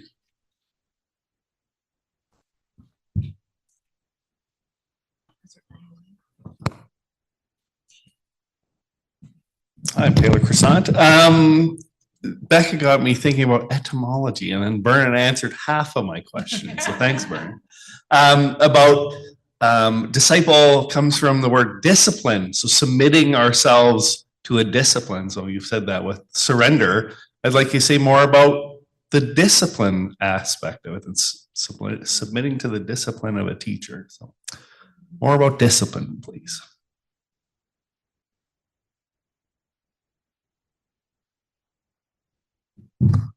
Tell them apart, no extensions on assignments. If you caught that, that was Dawn, who was a professor of the question asker, and as was I. So I appreciated where you ended with that about the discipline of teaching, or you said, or you mentioned submitting to the discipline of teaching. So I'm thinking about learning, and so the invitation was to think about where's the connecting discipline in terms of thinking about bold discipleship. So one thing that I think about a lot is interdisciplinarity. So I think that's something interesting and constructive to think about in relation to interculturality too. But that's not to evade that question of discipline, right? In terms of a keeping and a practice, and it conjures notions of forms of behavior, and when I think about that in terms of learning and this kind of a bold discipleship for our times, and I'm actually going to link this back to the first question too about what is it that what's the experience of becoming a disciple, and it's such a good question. And if we don't ask each other that question, then we're missing things. So I think there's something really powerful in engaging in conversation about our motivations, our ways of becoming, what draws us in, and to do that across disciplines and across cultures, interdisciplinarity, interculturality, and discipleship. So that's some of the places where that takes me when I think about learning the way, or in a discipline of learning the way. And what I'm convicted about is, what is the way that we need and that we can discover together, that takes interdisciplinarity, I would say. And I think I haven't thought about that in relation to discipleship, actually. But I think that's something I'll think about.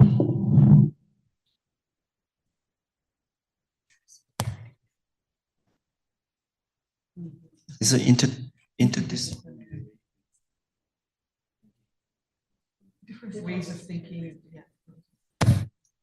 테일러가 예.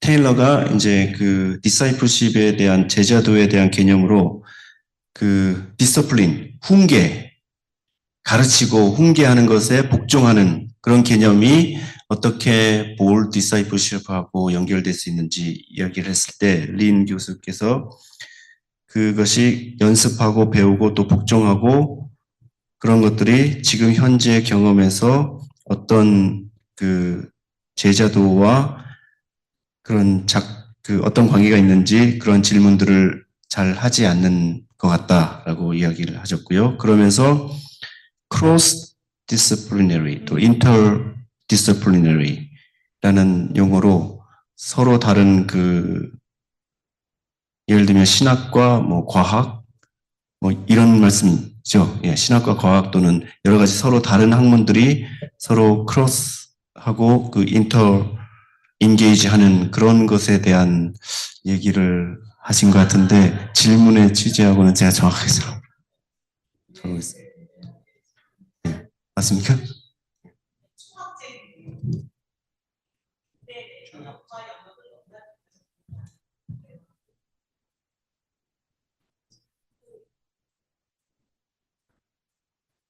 I just would like to share my just one thought. Can you? I think our next question is Unju, and some of our participants are online are asking if questioners could please say who they are. Yes, it's Your Unju secret Park. identity. No. Yeah. My name is Unju Park and from Shining Waters. My question is, I mentioned this in my workshop early on, that not using disciples in the church has something to do with the church decline, because we are not using disciples, we're using volunteers. So churches start to go down since we use volunteers rather than disciples. So I'm wondering if you have any wisdom to share how we can reclaim discipleships in our church.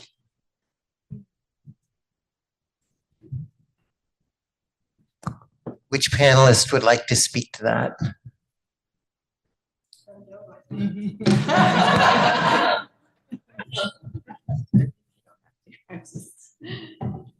Yeah, actually, I really appreciate and that part struck me during your presentation.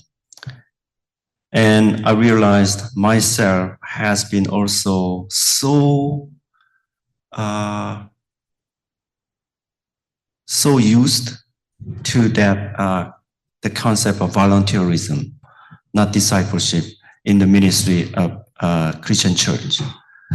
So I learned a very good lesson from your presentation, and in the context of congregational ministry, there must be a role in ministers, and also, particularly ministers.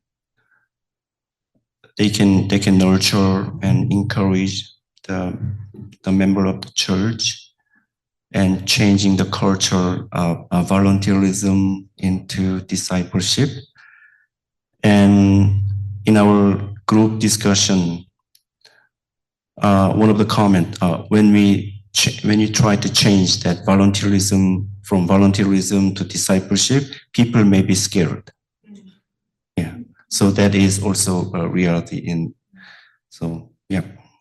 That is my comment. Yeah, I was just going to say we need to be bold, right? And I think the key is, like, when I think about the word volunteer, I think about service, and it's not a bad word, volunteer, but we're serving. So the relational part is not as strong for me as discipleship, which implies relationship, and it implies a different kind of commitment. Like a volunteer, you can volunteer this week, but maybe not next week because your commitment doesn't allow you. And so, but if you are making a commitment to a community to be a disciple, then you have to be bold. You could be, it's interesting because I was thinking about the Vernon's story about his parents being invited to tea by the Japanese man, and how that was a kind of discipleship that was bold but also gentle. So you don't necessarily need to be, there's different ways of being bold, I think. But there's always this question, we wring our hands and worry about the decline of the church, and we forget to actually profess and do the gospel, right? That's where the bold part comes in whether we're at a protest on the street or in the congregation, it's that boldness. So thank you. That was a great question. And I'm still chewing on discipline too. I'm connecting discipline to kenosis and to submission and but it's not formed yet, but it's percolating. Did you want to say? Can I add one quick thing too? When I think about the volunteerism alongside a relational description that is about a belonging to a body, right? That in some ways, when I think about what neoliberalism does, or a society that is also, it's founded on kinds of freedom. So we're not like bound up in traditions that are oppressive, right? But what sometimes happens is then we think we have to lose all sense of tradition, right? So because volunteerism has some positive values too, but it's also constructed in relation to like a kind of economics, right? Like it's that is connected to the things that separate us rather than a kind of solidarity. So I think that attention to language and language that creates community, and to recognize that we do that in a pluralist society as well too. So there, to claim an identity in relation to others that are also about building commonality and freedoms. 예, 백화하고 린 두 분 다 그 발런티어리즘이 그 자기가 언제 할 수 있고 얼마나 할 수 있는지가 중요하다면, 이게 디사이플십이라고 하면 이게 예수님과의 관계, 내가 교회에 대한 내가 섬김, 커미트먼트, 이런 것의 관계의 초점으로 더 바뀔 수 있는 좋은 계기가 될 수 있다라고도 얘기했고요. 그리고 볼드한다고 해서 그 예의가 없는 게 아니라 젠틀하게 복음을 선포하는, 그것이 이제 저항이든 아니면 예배에서든 그런 형식으로도 나타날 수 있다고 생각하고요. 여전히 아까 테일러가 얘기했던 그 디스플레인 그 내용을 아까 성경에서 빌립보서인가에서 보았던 그 케노시스하고도 연결해서 계속 이야기를 할 수 있다고 생각합니다. So my name is Don Schweitzer. And this isn't a question, it's a request. And we've heard a lot about how discipleship leads to growth, learning, and it does. And it leads you into community, to fulfillment, to joy. But I wonder, panelists, if one or some of you could say something also about how, if we're embarking on bold discipleship, we're going to experience failure and brokenness and irrevocable loss. The moderator, whose name has gone out of my head. No, not now. But thank you. But in 1975, and it just won't come to mind, but the moderator was a deep proponent of union with the Anglican Church. And a tremendous amount of work went into that. And he spearheaded that in many ways. General Council and the Anglican General Synod, they met concurrently in 1975. General Council said yes. The Anglican Church said no. And I'm not saying the Anglican Church was wrong, but all that effort and all that work, and in the end, no. And I think of when I lived at the L'Arche home, the head of the house had to ask one of the residents to leave. He'd been there for years. Said, this person has needs that we can't handle. And, you know, the Stones did this old blues tune, and it had this refrain, it's hard to know when all your love's in vain. And that's part of bold discipleship. So if you could say a bit about some of that as part of discipleship. That's what I would like to say. Whether you have imagined the loss of your loved ones,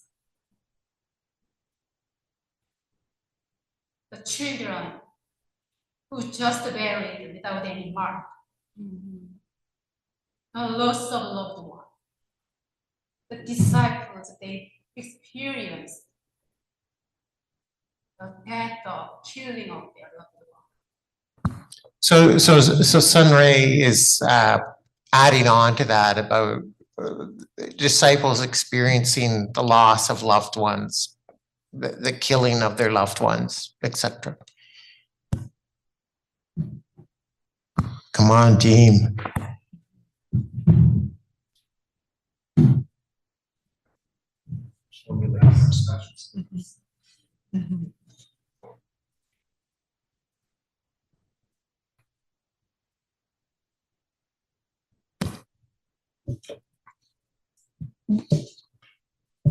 No, I have not experienced that.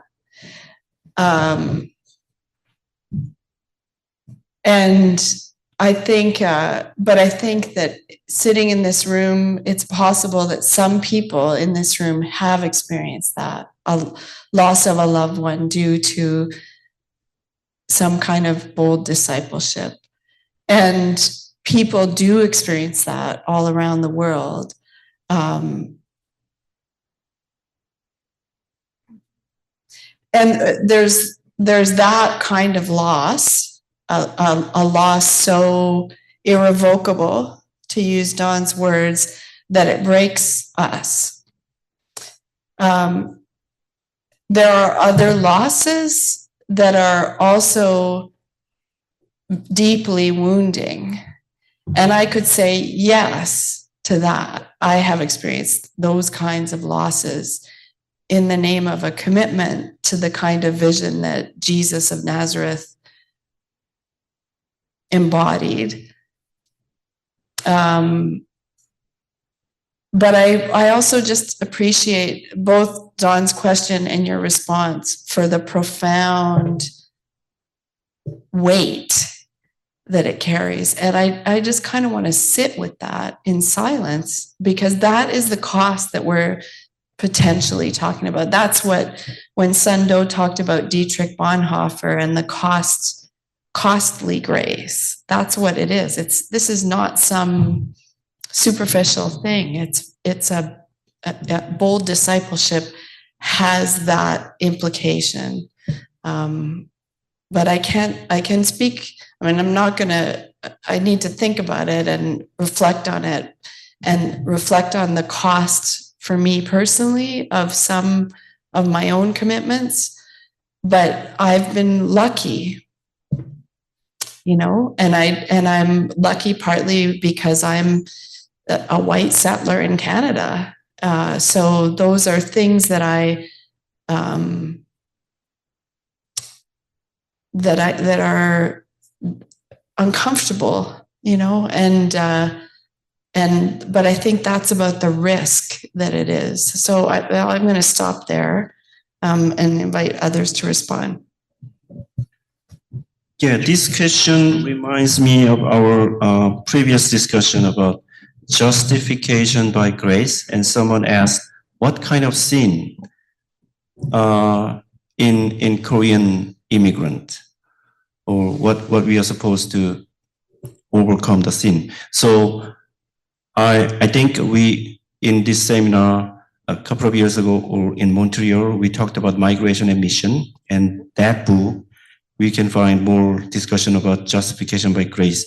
And as someone immigrated, immigrant, Korean or African, or any immigrant, if we say sin as a brokenness, we experience a loss and brokenness when we choose or force to move out of the country and settle a new country, leaving behind a loved one, struggle to settle down, and facing challenges, sometimes racism, sometimes, and yeah, that might be a sense of brokenness or loss from the immigration experience. And some people, like emerging communities, they came to Canada as their act of discipleship. And yes, as a refugee or political asylum seekers, yeah, maybe we can think of that example about brokenness or loss in discipleship.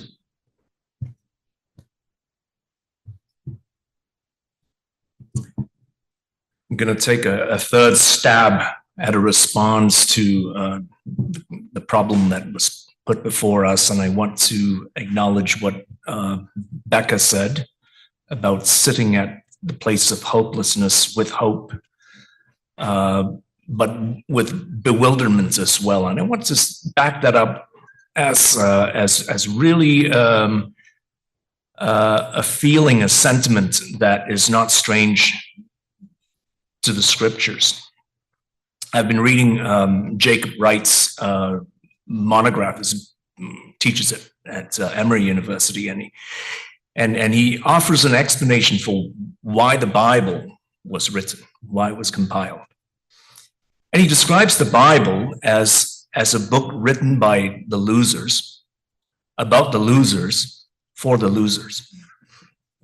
It's a very bleak picture, right? It's there to explain, to offer a theological explanation for why it is that God's people failed. And why were they conquered, and why were they oppressed, and how they remain in the midst of hope and with a sense of peoplehood in spite of all of that, right? And within the pages of Scripture, there are those elements. You've got the upbeat passages like Deuteronomy chapter 28 in a language of curse and blessing, right? If you keep the teachings of Torah, you will prosper. Your children will live. You will have many offspring. And if you don't, then all of these horrible things will happen to you. It's clear cut. That's Deuteronomy in the language of curse. Then you get to Job, and then Job says, it's not how it always works out. And at the end of the day, whether, words of Ecclesiastes, another part from the poetic books, another piece from the poetic books, whether it's love or hate that comes from heaven, love or hate, meaning good stuff or bad stuff, it's a mystery. It seems random at times, right? So there's this acknowledgement that things don't quite line up with what we hope the order of the cosmos is, or what we hope it should be. It's just there. And one more piece, I think it's Isaiah 54, which seems to completely undercut Deuteronomy, which always talks about how living a long life to a ripe old age is a sign of reward. And Isaiah says, actually the righteous sometimes die young because God takes pity on them in this cruel world and just lets them die early.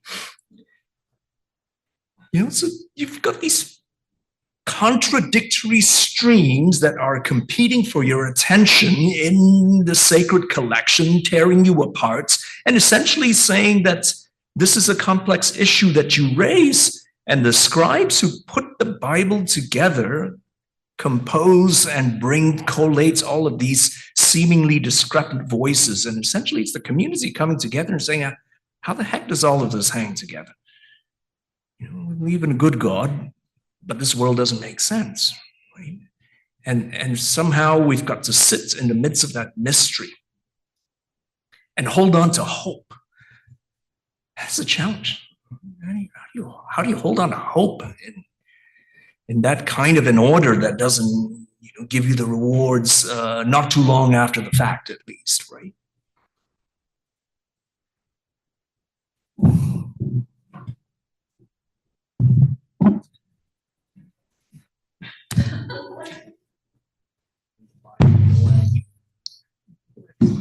좀 전에 버논이 얘기한 것만 해도 될까요? 네네. 버논이 바이블 성경이 어떤 학자가 루저, 그러니까 사회에서 뒤처진 사람들에 의해서 또 그 사람들을 위해서 쓰여진 책이다라고 이야기를 한 학자를 얘기하면서 그러면서 또 한편 신명기에서는 그 말씀을 잘 지키면 벌 받고 행복해지고 안 지키면 벌 받는다. 그런 매우 선명한 것이 있는데 또 가다가 보면 욥기나 전도서에 보면 그러지 않고 오히려 또 아이사야에서도 의인이 그 고통을 받는 그런 여러 가지 성경에 보면 복잡다단하고 대조적인 그런 이야기들이 경전으로 모아져서 그런 신비롭게 또 그 가운데서도 우리가 희망을 찾으려고 하는 그런 신비로운 책이라고 그렇게 되겠습니다.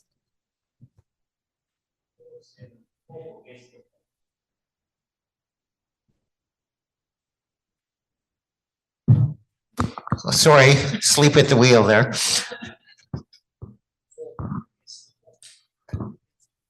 Against Quanbom wants to, yeah. This is bold discipleship. We're going to risk letting you at the mic. I'm challenging. Okay, so this is comment to a question. I'm not sure, but well, it can be a sermon. So I'm start. We can observe two distinct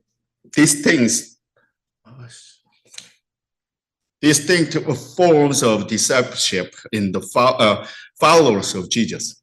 So, the disciples before his resurrection, and those who, for whatever reason, confessed that Jesus had risen. I believe Christian discipleship contains these two aspects.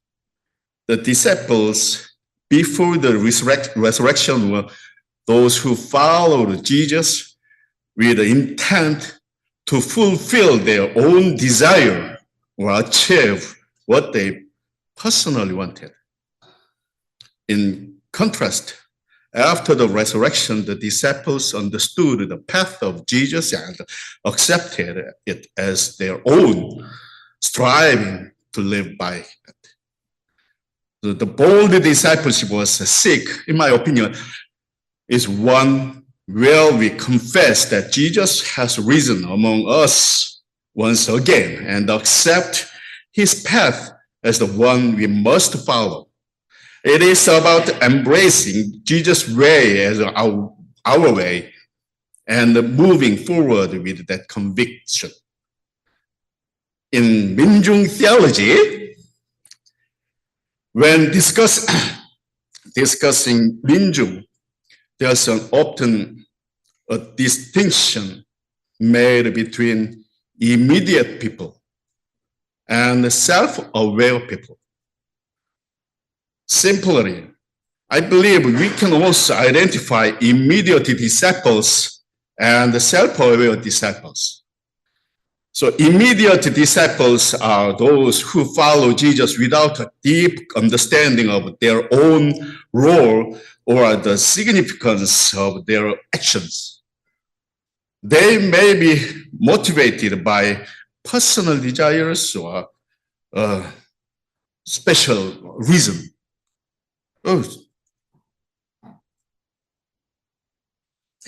Similarly to the pre-resurrection disciples who often misunderstood Jesus' teachings or followed for what they could gain. And on the other hand, self-aware disciples are like the post-resurrection disciples. They fully grasp the meaning of following Jesus and willingly align their lives with his path.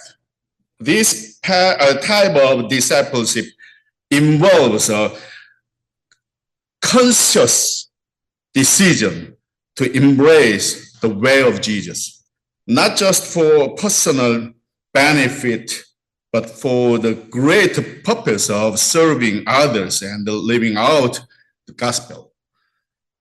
If we accept this idea of immediate and self-awareness disciples, then the question becomes, what can be a turning point to us? When might we encounter the resurrected Jesus? From the perspective of Minjung theology, an answer can be found in the moment of deep confrontation with the suffering and the injustice, where the divine is revealed in the lives of the oppressed. So, this is my sermon.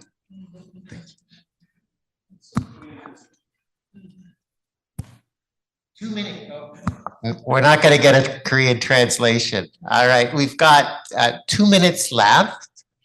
Anyone on the panel or anyone care to respond to Kwambong? Final comments from our panelists?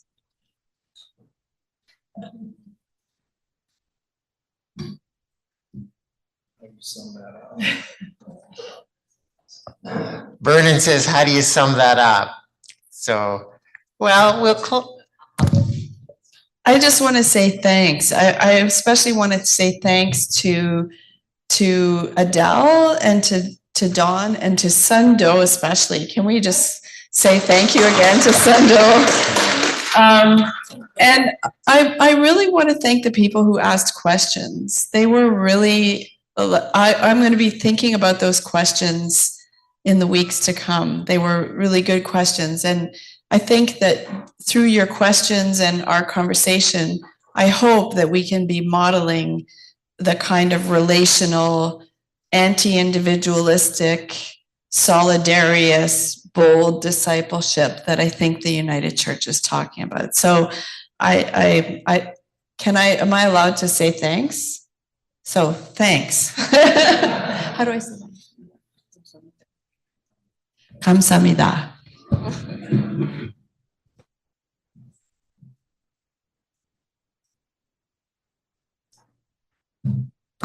All right, well, on behalf of everyone here and everyone participating online, I'd like to say thank you to our 4 panelists very much.